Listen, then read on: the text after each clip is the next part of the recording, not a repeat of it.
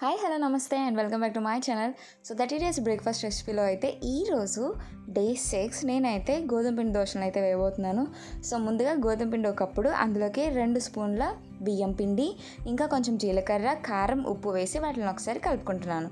అందులోకి కొంచెం నీళ్ళు పోసుకుంటూ ఆ పిండి మిశ్రమాన్ని అంతటినీ కూడా మంచిగా కలుపుకున్నాను.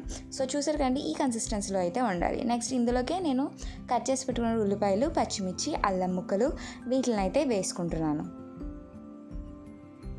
సో వేసుకున్న తర్వాత వీటిని ఒకసారి కలుపుకొని ఒక 10 నిమిషాలైనా సరే పక్కన పెట్టండి.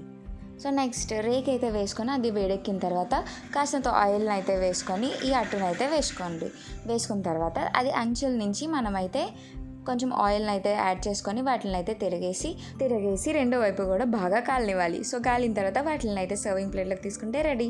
సో మీలో ఎంతమందికి గోధుమ పిండి అట్లా అంటే ఇష్టమో నాకైతే కామెంట్ సెక్షన్లో చెప్పండి. సో చూసారు కదా, రెండు వైపులు కూడా చక్కగా కాలి అంచులంతా కూడా కరకరలాడుతూ మధ్యలో సాఫ్ట్గా ఎంత బాగా వచ్చాయో. సో మీరు కూడా ఖచ్చితంగా ట్రై చేసి ఇవి ఎలా వచ్చాయో నాకైతే కామెంట్ సెక్షన్లో చెప్పండి. వెళ్తూ మాత్రం సబ్స్క్రైబ్ అస్సలు మర్చిపోద్దు. Thanks for watching. బాయ్.